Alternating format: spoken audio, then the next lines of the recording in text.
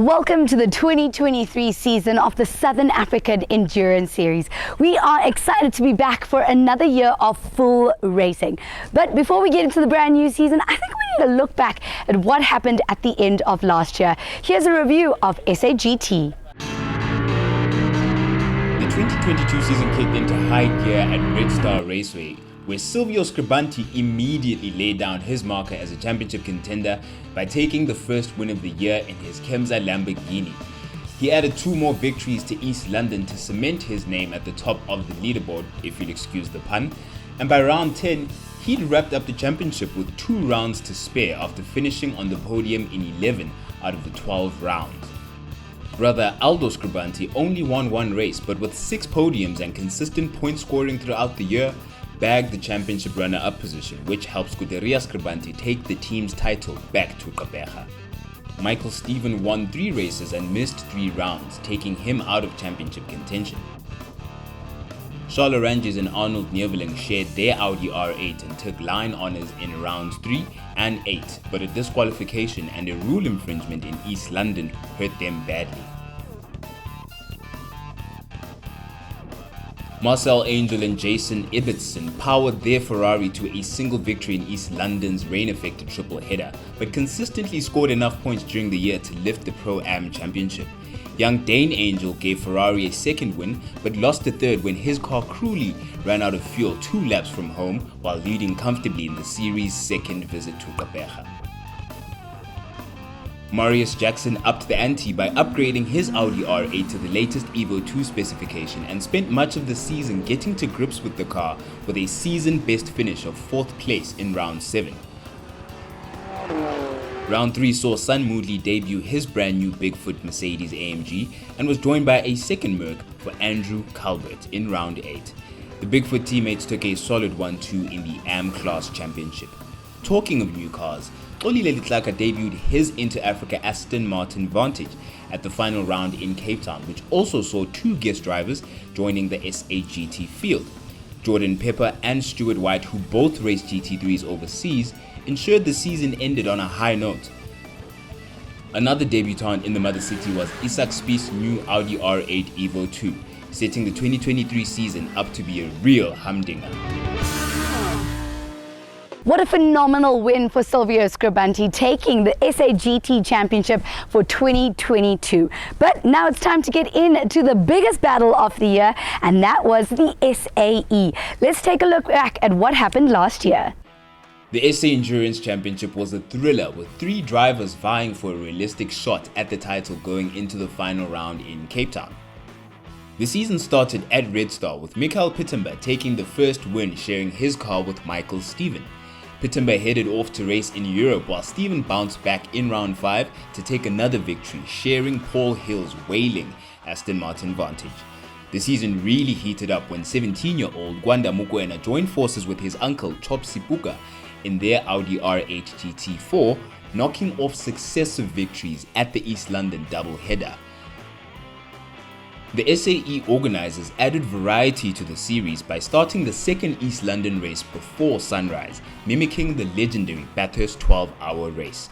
With a 3rd and 2nd place finish in the next 2 rounds, Mokoena held a slender lead over Sipuka.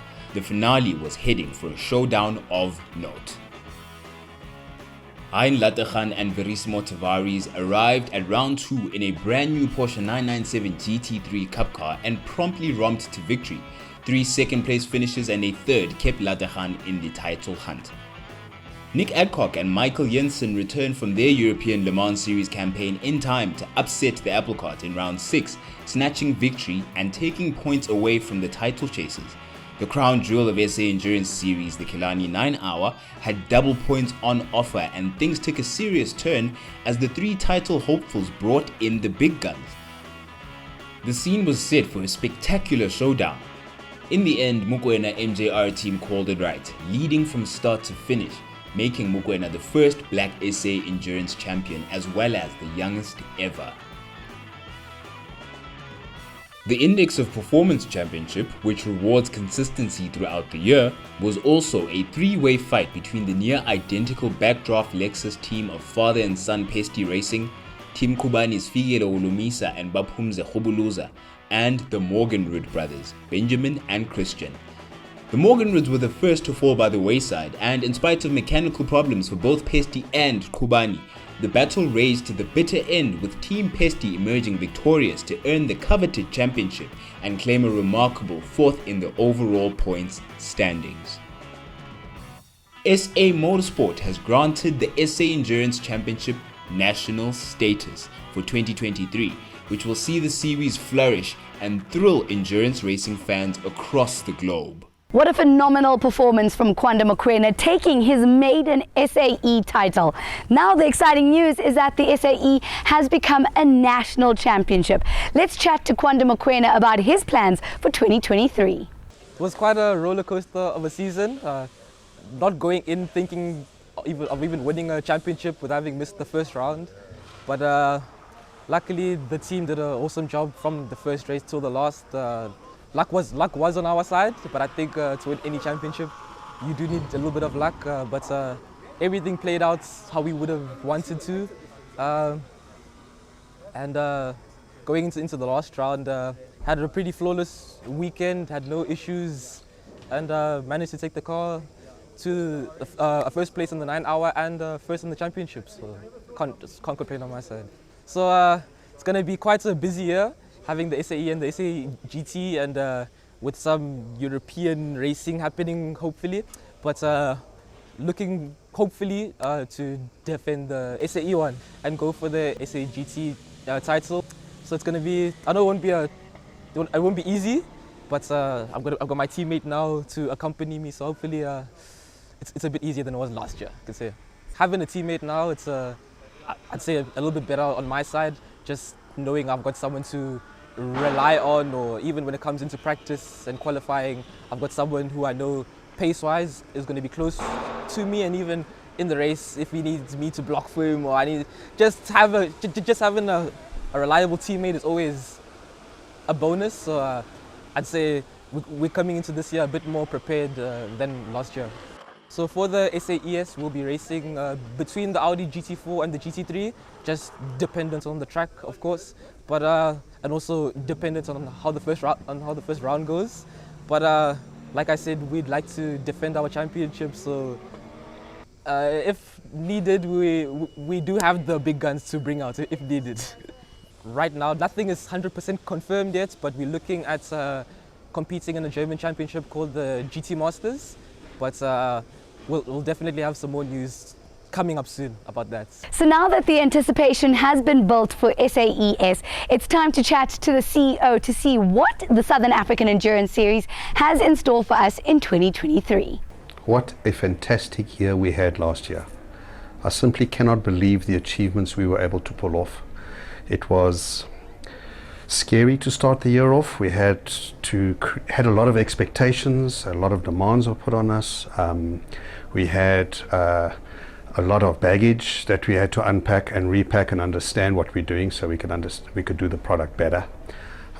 We started the year off with the launch of our new brand, our new corporate identity, a new management style, brand new team. We went to Red Star for the first event. None of the team had worked together as one cohesive team, so it was a little bit like a conductor in an orchestra. We had to try and get everybody onto the same page. And yeah, the year was just a really, really good year for us. We as to be expected, there were one or two bumps along the road, but at the end of the day, I think we achieved far beyond our expectations in the first year.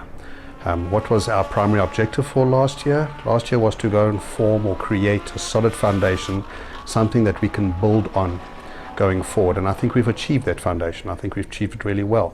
The team has learned to work nicely with each other. They're starting to preempt each other's thought patterns and processes, which means that the whole team now is one and operates as one. We reduced the number of classes at the beginning of the season to the classes that were really performing from previous years, and that gave us a situation where we could start looking at stability within the brand, and that worked really well for us. We came out at the end of the year with I don't think any category champions decided before the last round, which I think is phenomenal. So from the SAE perspective, the endurance perspective, I think we achieved. We had a phenomenal field, 38 cars qualified at Killarney.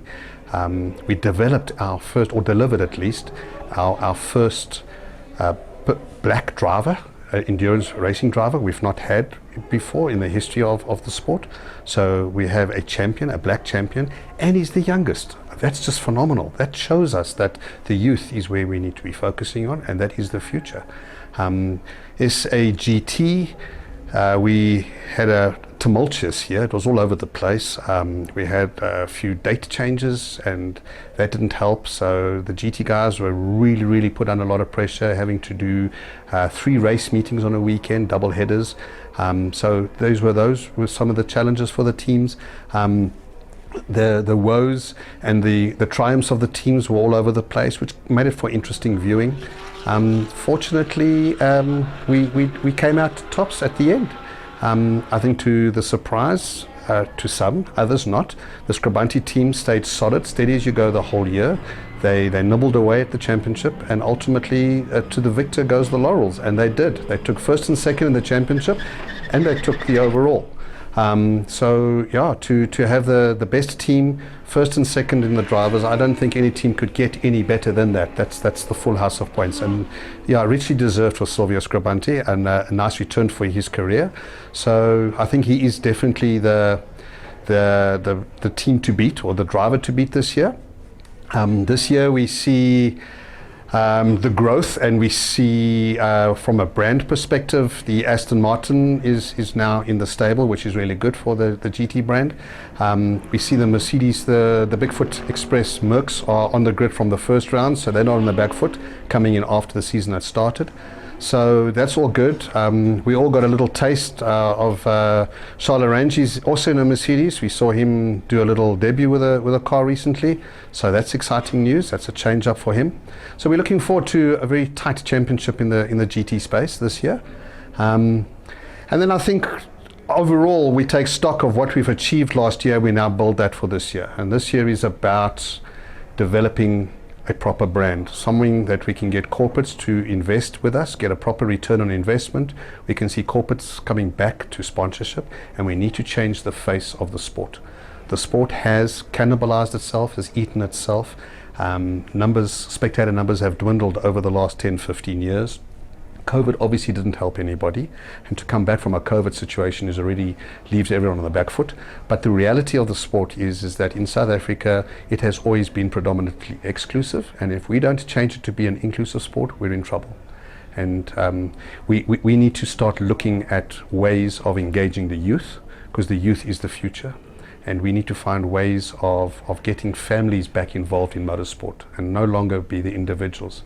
I think Formula One has done a phenomenal job with their Drive to Survive initiative and program. This year it's their 5th season. And if you look at the following they've created, it's because they've created heroes, villains, and they've done it about a family. And I think that's something that we'll have to start looking at for this year. So we're excited. We've come out of our first year. It's our birthday, which is in next weekend, so we're very excited about that. And because of that, we're giving away some presents. We're giving away free entrance to all of our spectators. Not taking any money out of your pocket. Come on down, come and have a bit of fun, come celebrate with us. And that's really how we intend kicking this year off. I'm looking forward to it. I think it's good news, and yeah, there's a lot more exciting news on the horizon. Watch this space. Just listening to Wayne, I am super stoked for 2023. I really think it's going to be an amazing season to watch. We're kicking off in Zwartkops on the 4th of March, and you've got to be there. And in celebration of our first birthday, we're giving all spectators free tickets. So stay tuned to our social media for more details, and we'll see you at the race on the 4th of March.